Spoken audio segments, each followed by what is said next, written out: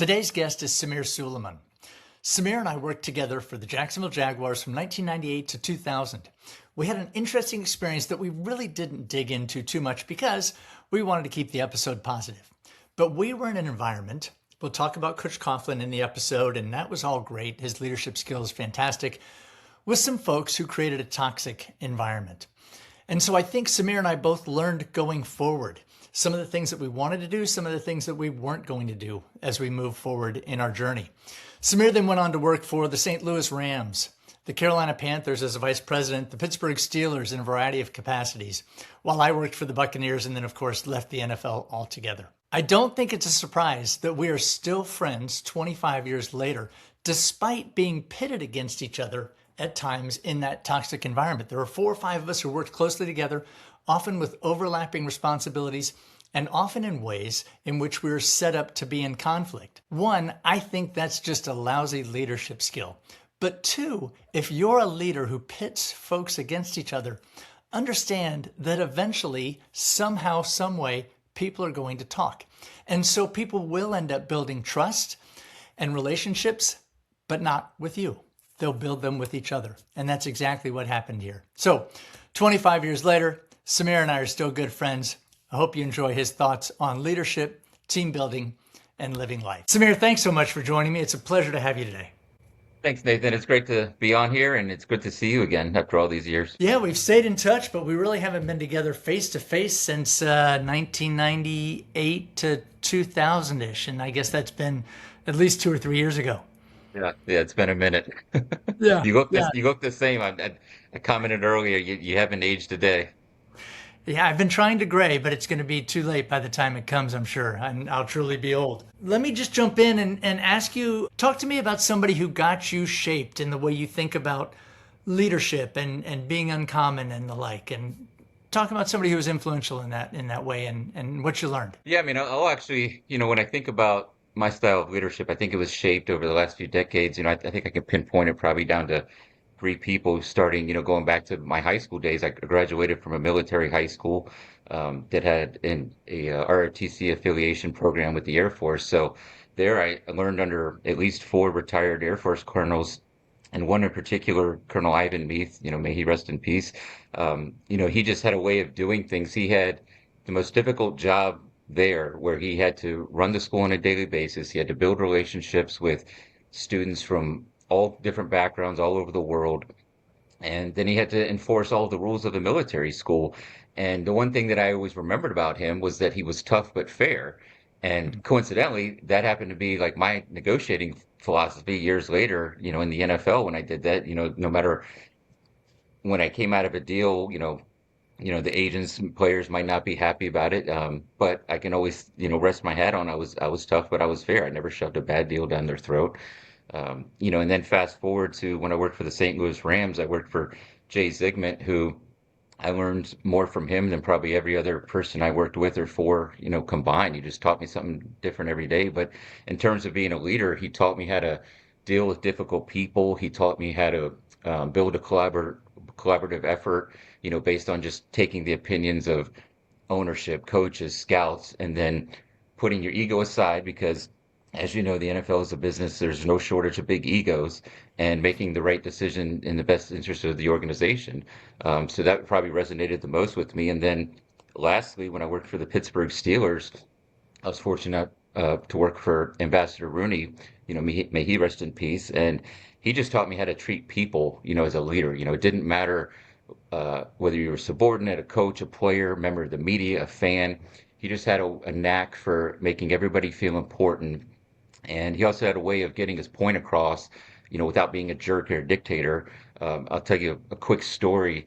He used to pop his head in and sit in on draft meetings. And one year we come into the draft meetings, and he had left photocopies of a Charlie Brown cartoon in which the characters had said something like, "I just hope my team makes the playoffs this year." And so Ambassador Rooney scribbled on there, "We are not Charlie Brown," meaning making the playoffs isn't good enough for the six-time world champions, and it was point well taken, in a comedic manner. So, that's something I just always remember about him. Yeah, that's great. So Dave, Jay Zygmunt, I don't think I ever met Jay, but boy, you worked for a variety of places in addition to your military school, high school, which really had to be tough, right? To be in charge of that and to bring in people from all over and to enforce rules and be tough but fair. I'm sure you learned a lot from that. But then you went to play at JMU and then worked for a variety of teams. So talk to me a little bit about that idea of being tough but fair. And I mean, I think part of that probably is that you're going to be dealing with the same people over and over. And so if you do end up getting the better end of a deal or really sticking it to somebody, maybe it helps you today, but it's not going to help you in the next negotiation with another player. If the agent says, well, we're not going to talk to Samir because all he wants to do is win. And he's not going to come up with a good solution here for all of us. Is that fair? Is that part of it? I mean, I get part of it's just doing the right thing, right? But part of it also is thinking long term about how we do what we do and why we try to influence others. Yeah, I mean, I feel like I had the most difficult position that all the teams worked with, and just being the lead negotiator because you're the bad guy, right? You're the guy that has to say no to agents and players when they want everything, or even, owners and coaches when you have to tell them, hey, we can't do it that bad of a deal. We can't put this clause in there. We can't pay that. And it's really just, again, taking what everyone's needs are and hearing their opinion out, and then just trying to make the best decision for the team, not just in the present, but long term in a couple of years down the road, and even with precedents, keeping those in mind because the agents are the first ones that are going to remind you if you did something way back when that you won't do in the future. And I feel comfortable saying, like I said before, I never shoved a bad deal down somebody's throat. You always, like you said, you always have to maintain these relationships because you don't know if the agent for a seventh round pick one year is going to have the pride of the ball for in free agency the following year. And so, I maintained cordial relationships, over several decades. And like I said, I mean, I consider some agents friends and some of them just, acquaintances. Yeah. And you learn over time who you can relate to on a certain level and levels of trust and who there is and who there isn't and figuring out how best to do that. No, that was a tough position. I didn't do it nearly as long as you did, but I learned an early lesson right after I had left you guys in Jacksonville. I went to Tampa and negotiated a draft pick with a longtime agent and longtime agent for Buccaneer players. And so they said, okay, here's what we're going to work out, and just in our internal meetings, and then we use our standard language, or that's what I heard. And so I get the whole deal done, and I don't remember what the issue was anymore. But I said, all right, great, I'll just send the standard language. And the agent called me, and he was agitated, and I can't remember if it was an injury clause or something. But he said, you guys have never used this, and this is. In order to get this, if you had told me this on the front end, then the numbers would have had to be different for us to give away whatever it was. And I went to one of my coworkers and I'm like, hey, this is our standard language, right? And they went, no. This was the new language we were putting in. I'm like, oh my gosh. So, but from that standpoint of like, there wasn't anything to win. I had to go back and say, okay, this is a relationship worth preserving. I did not, and I had to go back and say, I totally misunderstood. I was not trying to pull a fast one. And it was for me really awkward because I felt like I had to walk back what looked like I was being insincere or trying to pull a fast one. Anyway, Yeah, those are tough. those are tough, and I don't. For you to do it for as long as you did, Yeah. all those settings is not easy. And we also had, one of the things I hope our listeners will appreciate. You talked about agents, players, and being the bad guy, but when I was in Tampa. We always had the late Monty Kiffin, now passed away a couple years ago. He would always run in during free agency. He'd come running into my office or the GM's office and say, hey, we've got to sign so-and-so. We can't even field a defense if we don't get so-and-so. And so anyway, we'd either get it done or not get it done, and always remind Monty in September, or by the end of the year, as they had the top-ranked defense again or whatever it was that Monty had coached up, hey, don't forget, we're always just fine with your coaching and we'll figure it out. Right. But it was hard dealing within the right. I mean, our own constituents sometimes can be even harder than how we have to deal with folks outside the building at times. Oh, absolutely. I mean, my biggest battles were within the building, just trying to get people to focus on the plan that we had already laid out and not get emotional. And um, it's like I said, it was a struggle every day, I guess, to just try to keep everybody on the same page in all those different buildings. Yeah. Yeah. So, all right, let me ask you this then about some of the different people, some of the different personalities. We talked a little bit about, you mentioned the NFL in general and that there are some egos. There were also, whether it's in professional sports or corporate America or, banking or whatever the industry might be, there are some bullies, right? Sometimes people think of leadership as I get to dictate to you, I get to tell you what to do. I've worked my way up so that now I can be in charge and make people do things. I know firsthand that you have worked with, I don't know if bully's the right word, dysfunctional types. What'd you learn? Did you learn anything positive from that? Or was it all just like, I just got to get out of here and get away from this?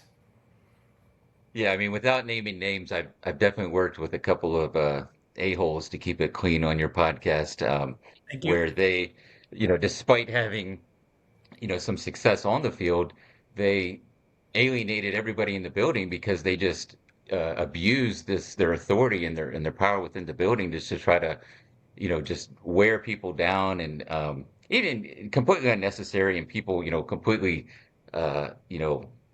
I don't want to say didn't matter, but really they weren't crucial to that coach's helping that coach win, in their roles. But they just crushed these people because they could. And Mm. so what I learned more just about not to do, I mean, it's like, bullies, right? Everybody deals with bullies going back to a kid. And, I'll never forget, probably sixth grade, the first time, I dealt with a bully. I beat the out of him. And, it's not something I'm proud of, but you had to do it. And, you can't do that in corporate America, but you can definitely stand up for yourself and take a stand and voice your opinion and stand your ground. And so I had no problem doing that, on a couple of occasions where, um, it didn't matter if, again, keeping emotions in check. There's a difference between right and wrong with something that's going to hurt the franchise and something that's not. And I firmly believed in it. And in the end, ownership, backed me, and it was the right decision for the organization, which at the end of the day, that's what it's all about. And that's what my job was. So, um, yeah, I mean, the thing I learned from dealing with these bullies in the workplace is when they weren't winning and, they're suffering losing streaks and they're on the verge of getting fired, guess what? They didn't have any allies in the building because they alienated them all and everybody couldn't wait until their ass got fired.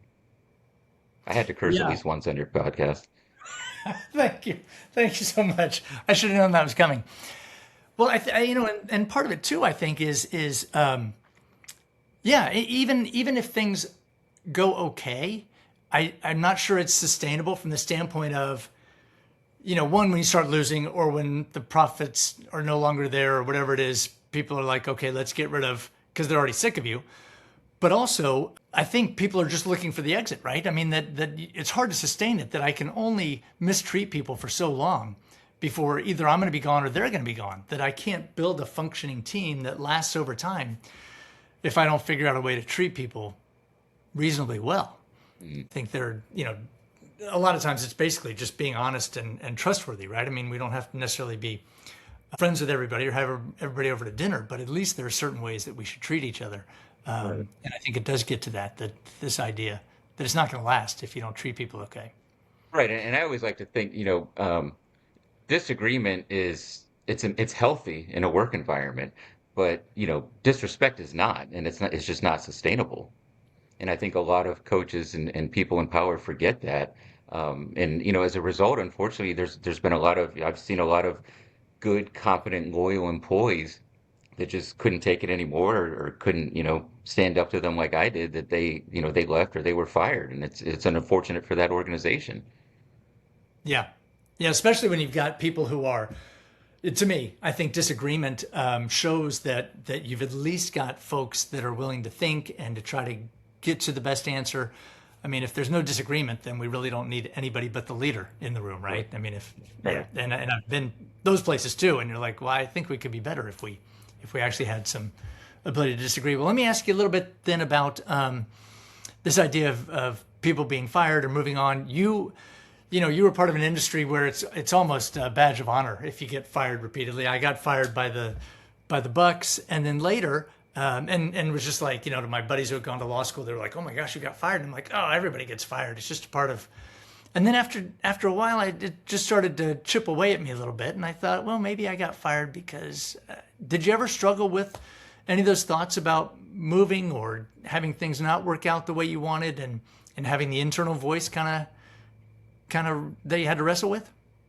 Yeah, sure. But I think, in professional sports, especially the NFL, if you're in it long enough and if you stand up for anything you believe in, you're going to get fired no matter what, no matter how good you are at your job, no matter how loyal you are, it doesn't matter. Owners don't care, nobody cares. And so, sure, when I was at the Rams, I, along with probably at least 30 other people, were let go when there was an ownership change. And of course, you do the self-assessment, like, what could I do differently? Maybe I shouldn't have spoken up here or there. But at the end of the day, like I said, if you can hang your hat and sleep at night and say, you know what, yeah, there probably are some things I would have done differently, and there's some that I would do again. And that's all that matters is really how you can deal with yourself internally. Because again, with the way the business is, you know, once you're gone, once you're out, nobody cares about you. They're not thinking about you, so it's like you have to take care of yourself and just keep going forward. I try to deal with you know things like that, setbacks like that. I take the old saying, what doesn't kill you makes you strong. I take that literally. So it's like, yeah, when I left the Rams, I asked myself, okay, am I dying? No, of course not. I'm dying. Move on, go on to the next thing. And I ended up working for the Steelers, for 7 years, and a great organization and a great family, and had a lot of success there. So It sounds silly, maybe not silly when you say it, like, "Am I dying?" But I think there are times when we do take for granted some of the things. We get so focused on what went wrong, or okay, I'm no longer there, and you start to kind of, to me anyway, I can get into these downward spirals and this, what did I lose and what's gone, and versus thinking about, okay, what do I still have intact? What can I build on now, and what's still in place? And so that's a great reminder. Thanks. All right, let me ask you this. Let me pivot just a hair. Panthers, Steelers, Rams, Jaguars. You were at organizations where you had some future Hall of Famers, and you had some guys who were just kind of filling out the 53-man roster. I mean, all unbelievably talented, of course. What do you do when it comes to team building, or when you're looking at an uncommon group or having an uncommon impact? What about team building when you've got stars and folks who aren't? Do you treat them differently? Do you treat everybody the same? How do you navigate that? I've seen it handled both ways. Personally, I think you should treat everybody the same. But I think ultimately it depends. It's up to the head coach how they want to treat the team. And so I had the fortune of, we were both in Jacksonville, with Coach Coughlin, and he treated everybody the same, right? I remember, I think one time, we were looking at when he would have injured players ride the bikes in full pads, during practice. And I think we looked over there once, and I think one of our Pro Bowlers was doing that, and much to the chagrin of the players at the time. But you can't argue with the success that we had, at that time in '99, which is still the best season in that franchise history, where, every player on offense, every player on defense was rolling. And, I still keep in touch with some of those players, and, you talk to them now about those days, like they appreciate Coach Coughlin, treating them all fairly as equal men. Um, at the Steelers, Coach Tomlin, who, also pronounced Tomlin by the Pittsburgh Yinzers. But he had a knack for being able to manage all the egos and the stars, on the team at the time, because he was able to understand their personal aptitude. And, one particular player that comes to mind is Antonio Brown, where, there were times where, myself included, I questioned, why he would allow him to be late for a meeting and not fine him and stuff. And but there's no second guessing the success that that Coach Tomlin had with Antonio on the field, because after Antonio left the Steelers, no other coach knew how to manage him to get that performance out of him. Those two instances, you're talking about, future Hall of Fame, Super Bowl winning future Hall of Fame coaches. And I've seen the opposite end with much lesser coaches who, they were not as, frankly, they weren't as good at coaches, obviously, as Coughlin or Tomlin, and it showed. And so they did not know how to manage their players. And so they tried to really baby and, kiss the butts of the star players. And it didn't work because the players ate it up and then they got away with things that, they probably shouldn't have. And you just never saw the results both out of the player, out of the coach, or out of the team. Boy, it's a hard thing to navigate, right? I mean, especially if you're thinking about Mike Tomlin he and I started in Tampa together. He had just come in as a new coach from the University of Cincinnati, and you're like, man, this guy is really wired differently. And then he goes Yeah. on to this Hall of Fame career while I'm, sitting in my office. And you're like, okay, we started together. But Mike is, but I think that's really hard, right? I think that's a really hard thing to navigate, and it takes somebody special to. You don't have to necessarily treat everybody exactly the same, but I remember. Talking to somebody at another team about, wait, Tony Baselli and Mark Brunell, they have to go check in at meals during training camp. And I remember looking at them going, well, of course they do. Because that's just what Coach Coughlin did in Jacksonville, that they, everybody was going to do. And those guys didn't mind, right? They were like, no, I'm a part of this.